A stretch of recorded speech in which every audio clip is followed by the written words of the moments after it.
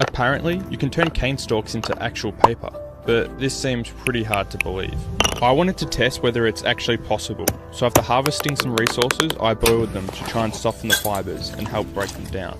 Next, I needed to turn it into a pulp, so my bright idea was to use a blender, which ended in disaster.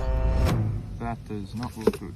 But after studying the expert, I realised that I can grind the fibres the old-fashioned way, so I tried my best to break them down as much as possible.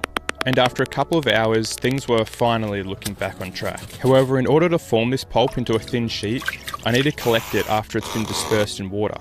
So I made something called a mould and deckle, which uses a screen to filter out the broken down particles.